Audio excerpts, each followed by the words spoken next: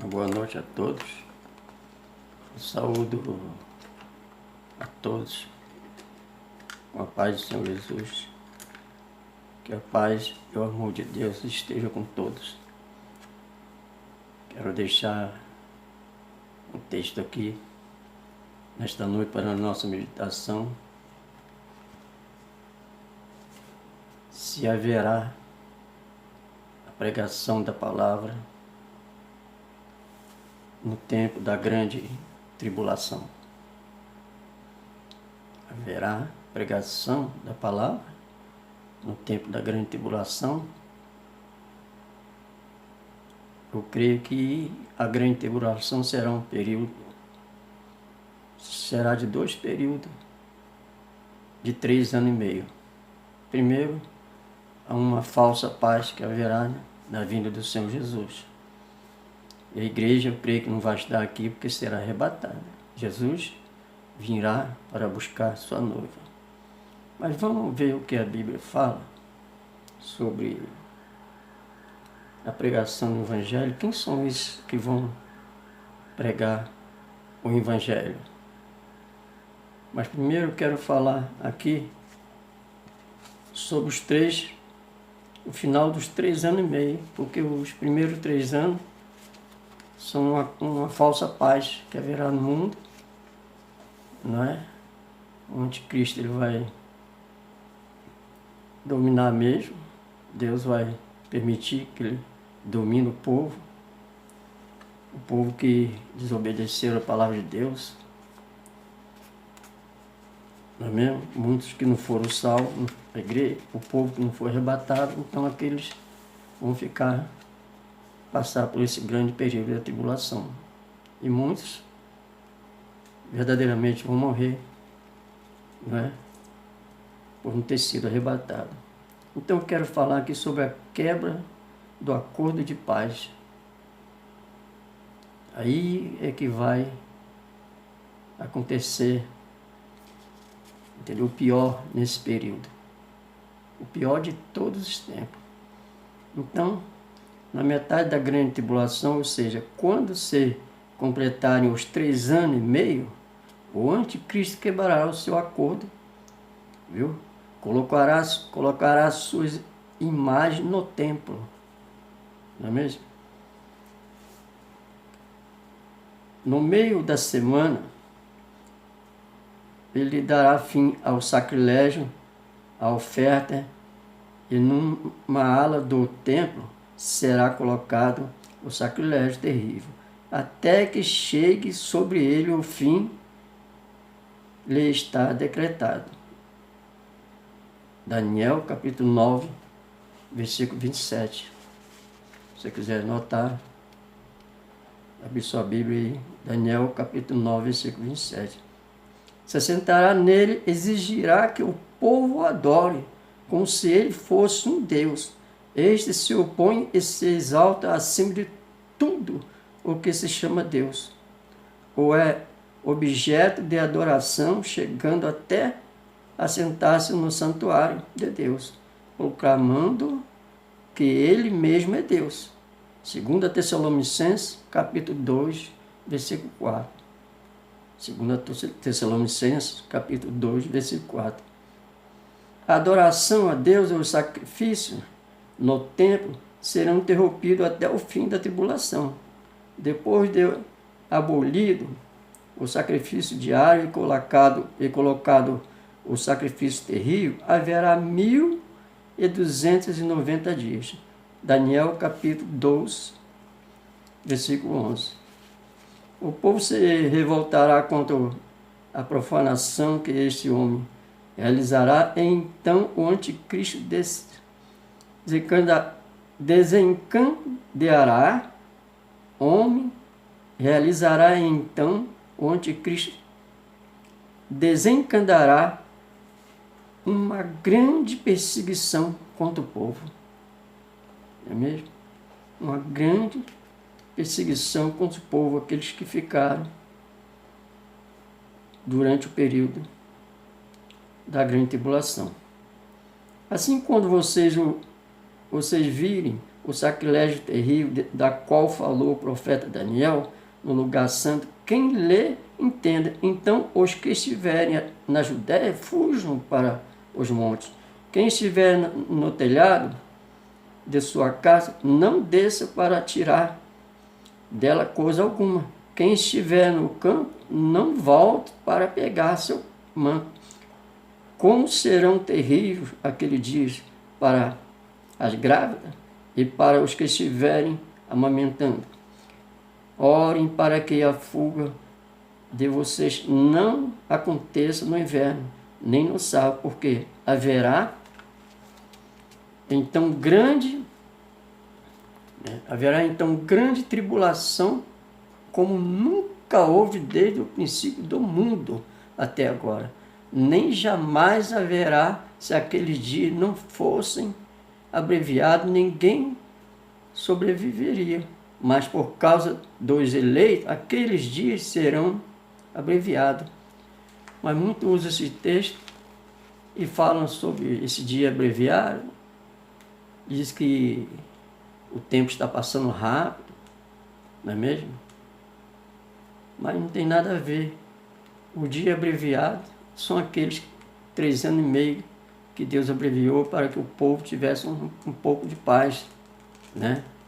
Durante os primeiros 3 anos e meio. Mas aquele dia foi abreviado.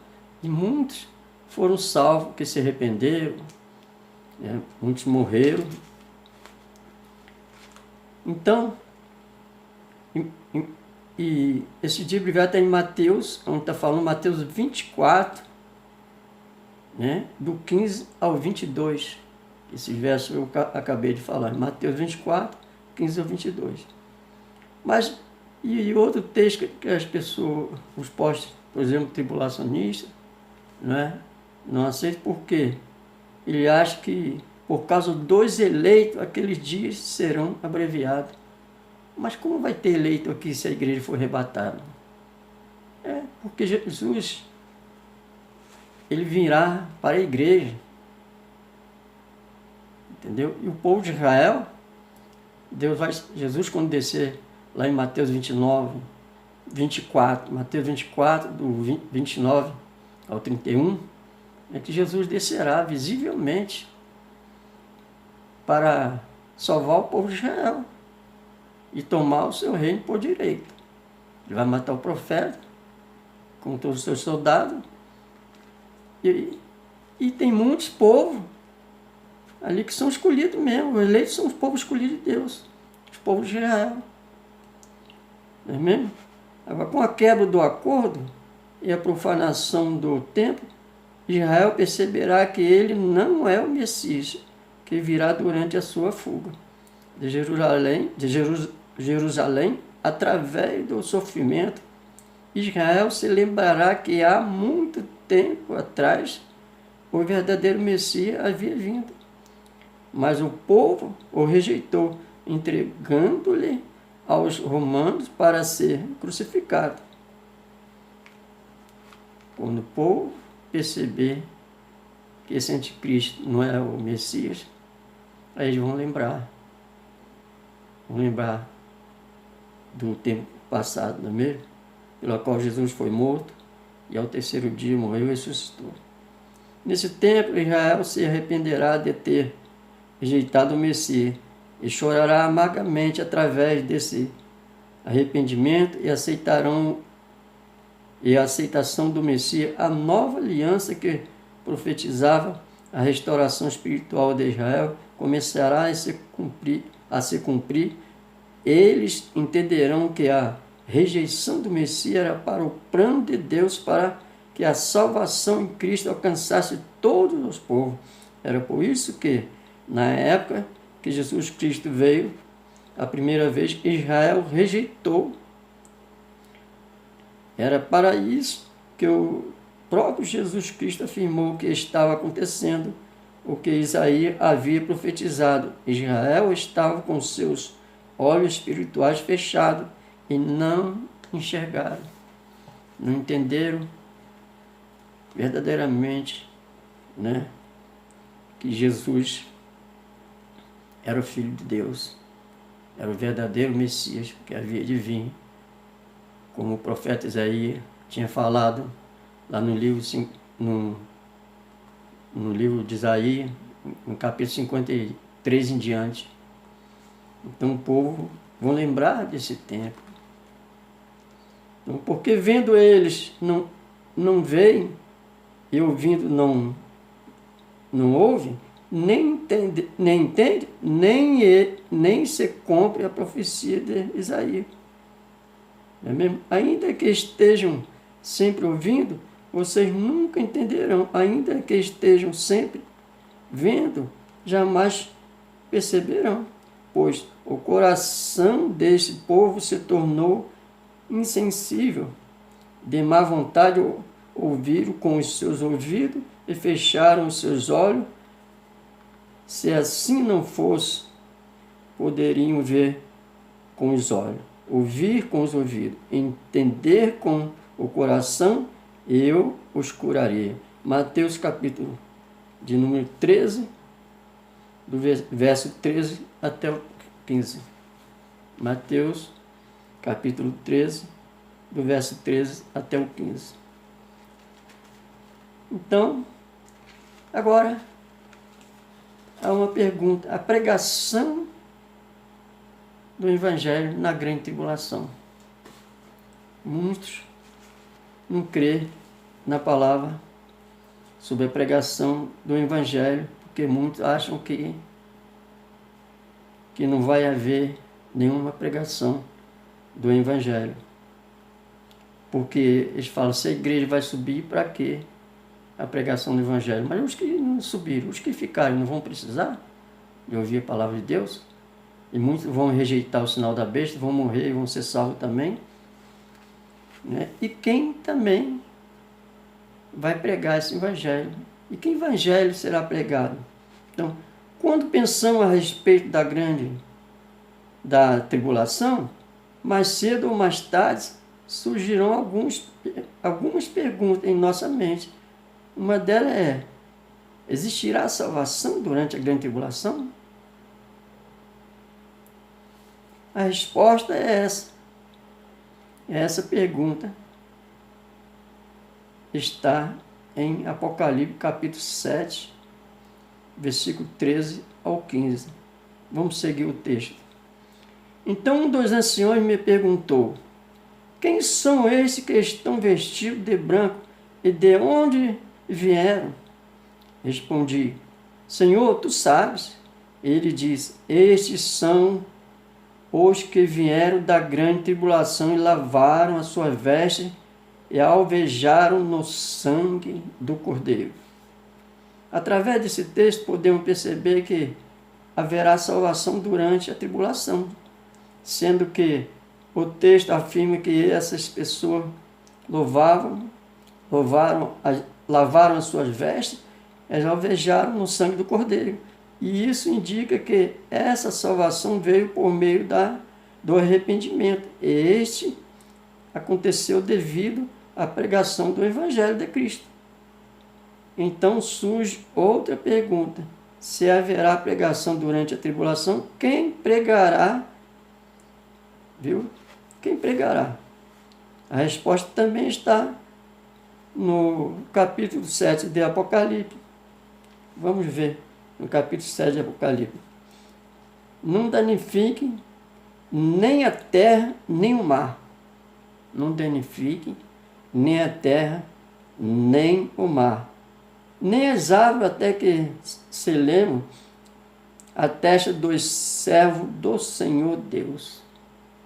Não é mesmo? Não, vou repetir de novo. Não danifique nem a terra, nem o mar, nem as árvores, até que selemos as testas dos servos do nosso Deus. Então ouvi o número dos que foram selados: 144 mil de todas as tribos de Israel. Esses 144 mil serão os que irão pregar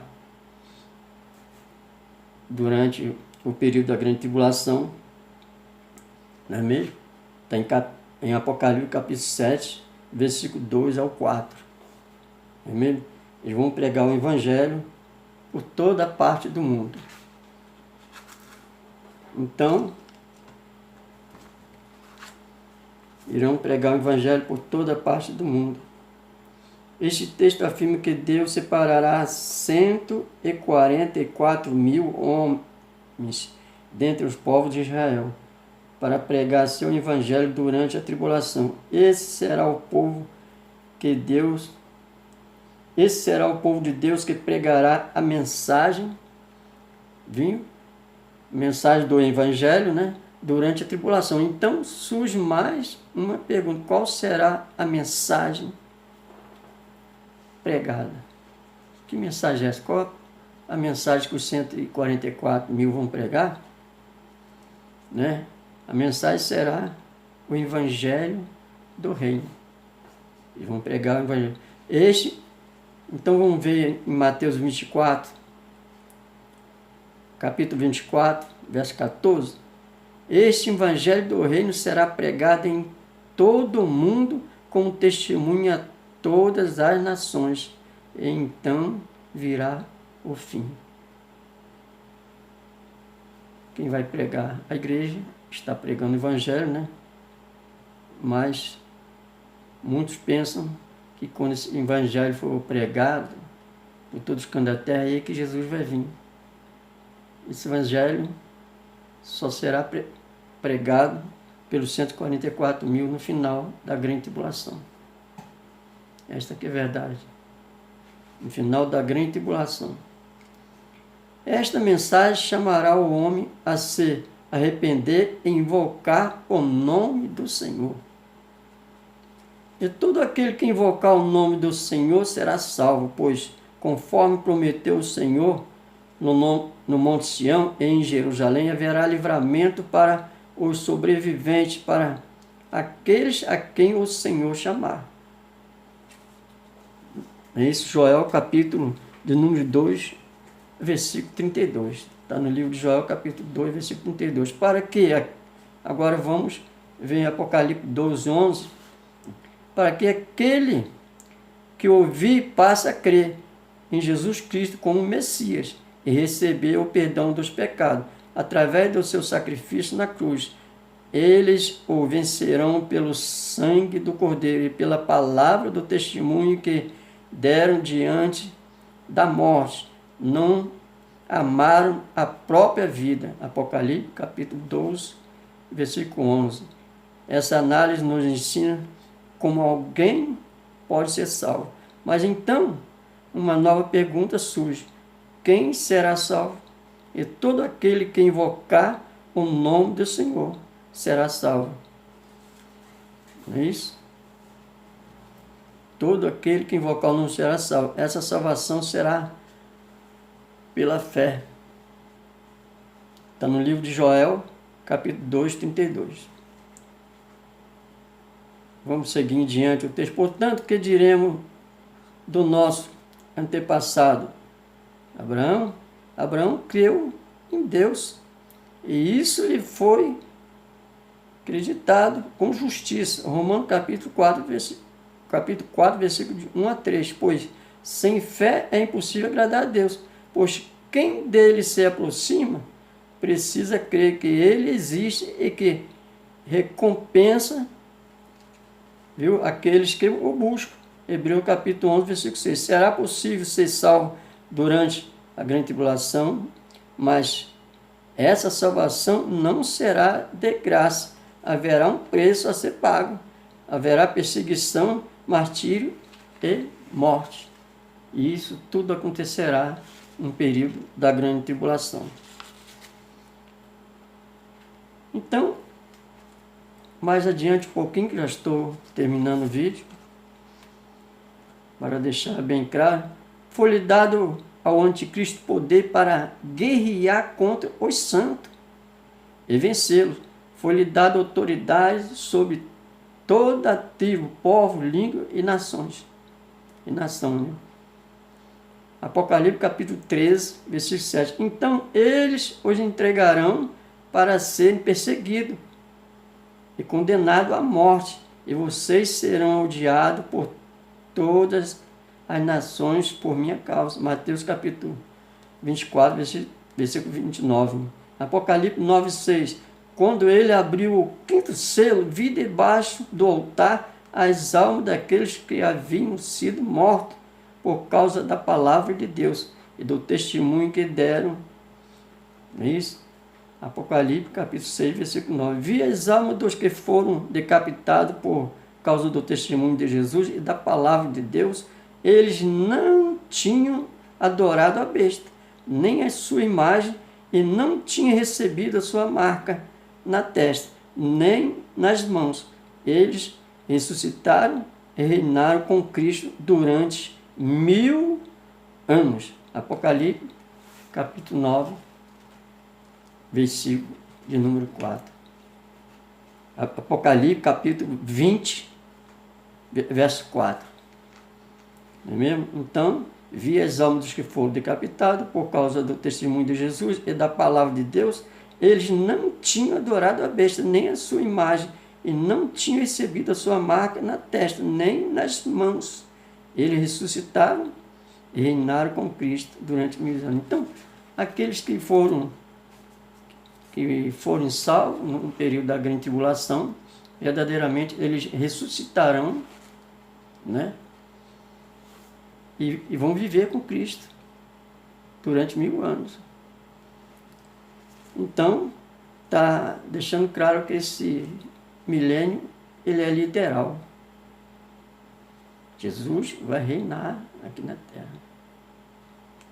Depois que ele destruiu o falso profeta, com seu exército que virá contra o povo de Israel, que o povo de Israel não tem como vencer essa batalha, então Jesus vai tomar posse, vai destruir todo o exército, e o falso profeta, né, o anticristo, o falso, e verdadeiramente o povo que foram salvos, todos salvos, vão viver com Cristo nesse milênio. Não é mesmo? Durante 1000 anos. E depois desses 1000 anos, né, descerá a nova Jerusalém, onde vamos viver eternamente, todo o povo que foram salvos. E no final da grande tribulação vai haver julgamento de todas as nações. E os que passaram pelo julgamento vão viver no milênio por 1000 anos, mas como um homem que não foi arrebatado em carne, como nós somos hoje. Como que eles vão viver esse milênio? Mas o milênio não será essa terra. A terra será restaurada, não é mesmo? Então, não vai haver mais morte para aqueles que foram arrebatados, o povo da igreja, que nós seremos como um anjo. Como Jesus disse, que nós seremos como um anjo. Agora vai haver uns povos diferentes, não é mesmo? Então, mas vai ter saúde durante esses 1000 anos. Será uma época totalmente diferente dessa em que vivemos hoje. E quem vai governar vai ser Jesus. Nós vamos trabalhar para Ele. É por isso que haverá, no primeiro período da grande tribulação, quando a igreja for arrebatada, vai haver 2 eventos durante esses 7 anos, né? Que é o tribunal de Cristo, né? Depois que a igreja for arrebatada, os mortos também ressuscitados, que estavam vivos, se encontraram com Cristo, né? E vão participar desse grande evento, que terá verdadeiramente o tribunal de Cristo e o casamento da igreja com Cristo. A principal vinda, primeiro, do Senhor Jesus, a primeira etapa, é para a sua igreja. É o casamento da noiva e o noivo. E para que aconteça o tribunal de Cristo, para quê? É um tribunal para os salvos. Um tribunal que verdadeiramente será para os salvos. Somente aqueles, né, que se salvaram no primeiro período da vinda do Senhor Jesus, vão participar desse grande evento e vão receber, cada um segundo as suas obras. Não é mesmo? Agora eu quero deixar aí. Então, esses testemunhos já entendemos que são 144 mil que vai pregar. E quem vai pregar para Israel? Quem irá pregar nesse período da grande tribulação?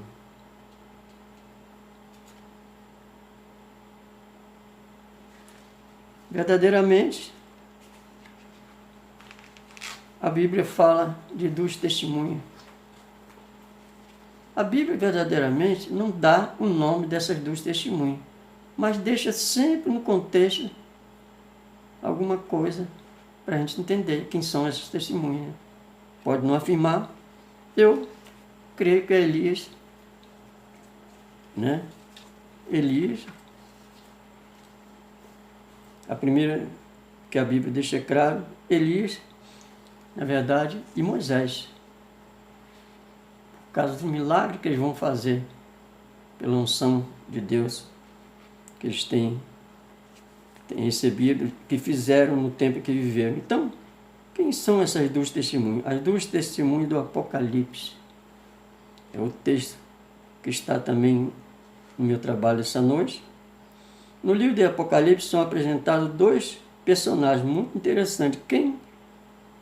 Que aparecerão no período da grande tribulação. Eles serão as 2 testemunhas de Deus e farão milagres e grandes sinais enquanto pregarão o Evangelho.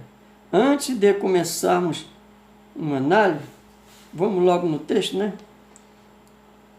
Ó, deixa eu dar um parecer. Darei poder. Olha só o que está falando a Bíblia aqui. Vamos ver se foi Moisés, foi Elias, porque não temos assim uma confirmação da Bíblia. Muitos falam que é Enoque, Moisés e Enoque, não é mesmo? O Enoque não teve essa experiência com o povo de Israel. Quem teve foi Elias e Moisés, não é mesmo? Darei poder às minhas 2 testemunhas, e elas profetizarão durante 1260 dias, que são um período de 3 anos e meio, né? Vestido de pano de saco. Estas são as 2 oliveiras, os 2 candelabros, que permanecem diante do Senhor da terra. Se alguém quiser causar danos, ó, da boca sairá fogo. Quem fez isso foi Elias, pelo poder de Deus, não é mesmo? Que devorará os seus inimigos. É assim que deve morrer aquele, viu? Morrer qualquer pessoa que quiser causar-lhe dano. Esses homens têm poder para fechar o céu. Quem fez isso? Elias, né? O poder de Deus, é claro. Jamais homem poderia fazer isso. Deus deu autoridade aos seus profetas, de modo que não chova. Eles poderão fechar o céu de modo que não chova durante o tempo em que estiver profetizando. E tem poder para transformar a água em sangue. Quem fez isso? Moisés. Não é mesmo? Então, bate um pouco com Elias e Moisés. E feria a terra com toda sorte de praga. Lembra das 10 pragas do Egito? Viu? E feria a terra com toda sorte de praga, quantas vezes desejarem. Quando eles tiverem terminado o seu testemunho, a besta que vem do abismo os atacará e irá vencê-los. E matará os seus... irá vencê-los e matá-los. Os seus cadáveres ficarão expostos na principal grande cidade, que figuramente é chamada Sodoma e Egito, onde também foi crucificado o Senhor Jesus. Durante 3 dias e meio essas duas testemunhas que serão mortas, não é mesmo? Ficarão durante 3 dias e meio. Gente de todos os povos, tribos, língua, nação contemplarão os seus cadáveres e não permitirão que sejam sepultados.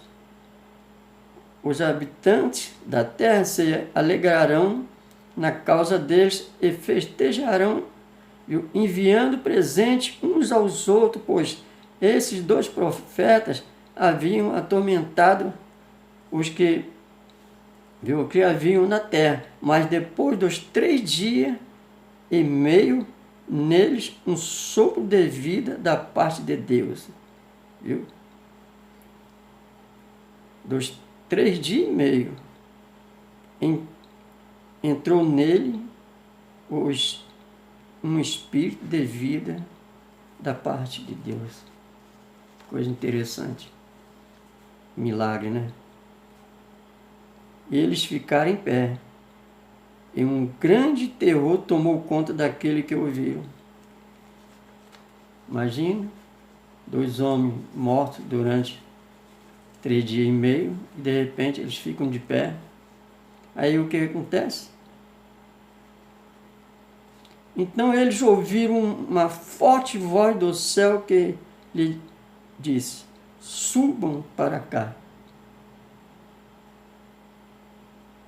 Não é mesmo?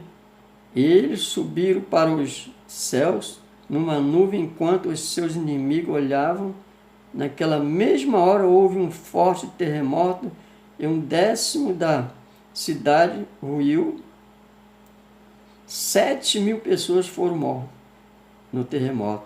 Os sobreviventes ficaram aterrorizados e deram glória a Deus dos céus. Apocalipse capítulo 11, versículo 3 ao 13.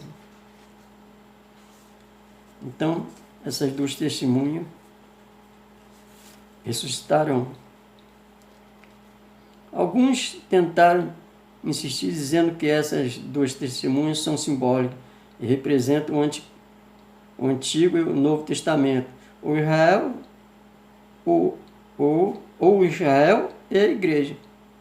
Ou outras explicações, porém, tanto eles quanto a igreja já estão representados em outras formas no próprio livro de Apocalipse, como a mulher e a noiva.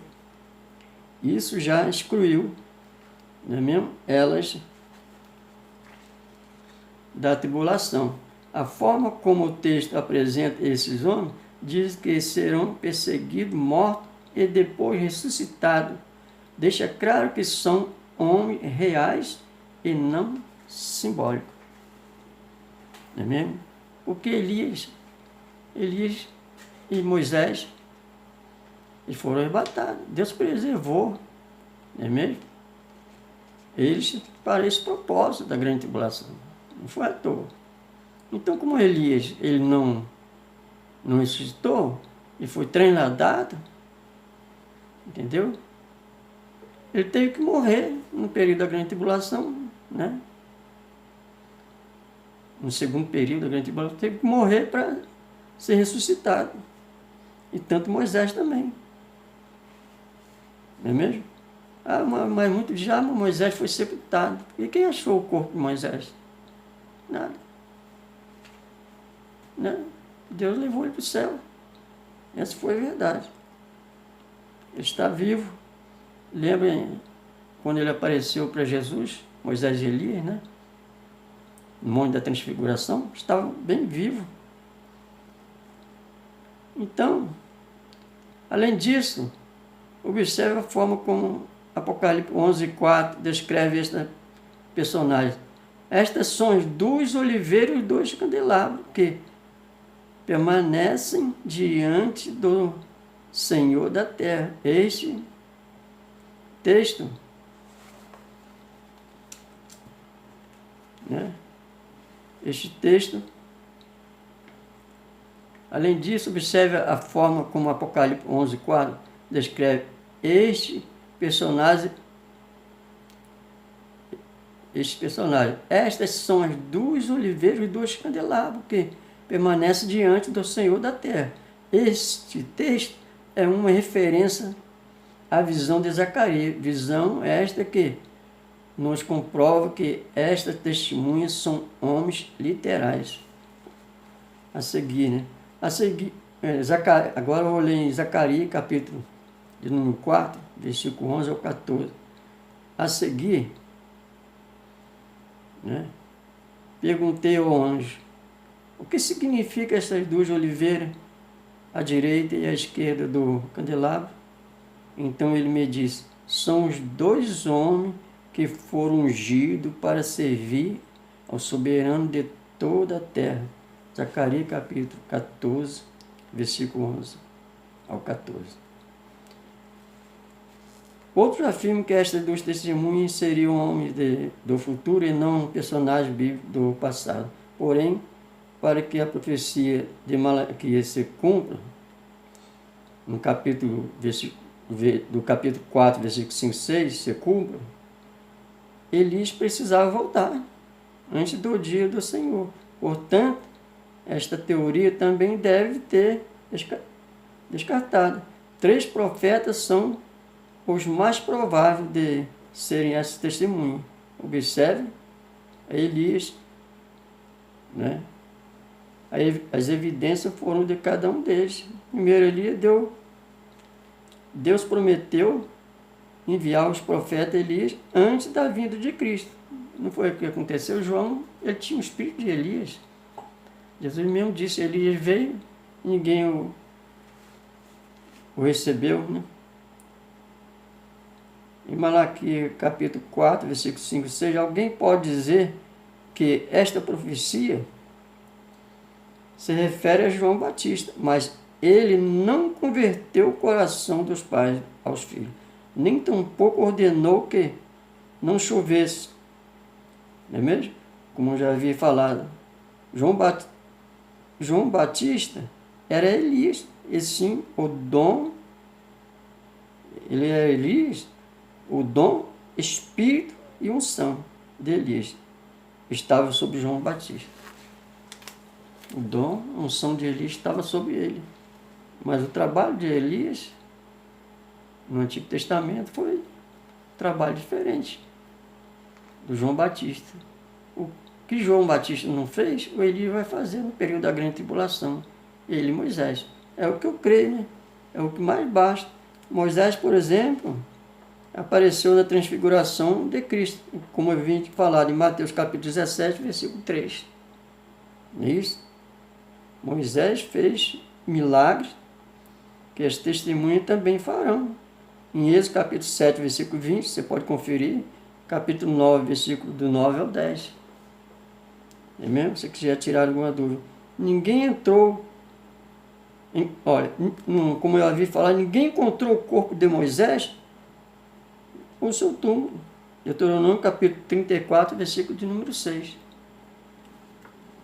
Não foi encontrado. O arcanjo Miguel lutou com Satanás pelo corpo de Moisés. Moisés está vivo. Elias também está vivo. Eu creio que essas as testemunhas de acordo com o que a palavra nos afirma, não é? É Moisés e Elias. E eu termino aqui o vídeo. Creio que eu demorei um pouco, passei do limite, mas a palavra de Deus é bom de ser ouvida.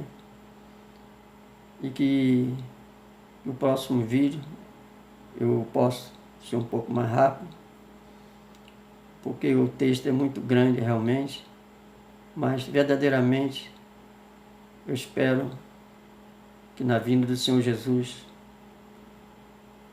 nós possamos estar preparados e que você coloque essa segurança em seu coração, da sua salvação. Você não vai perder a sua salvação.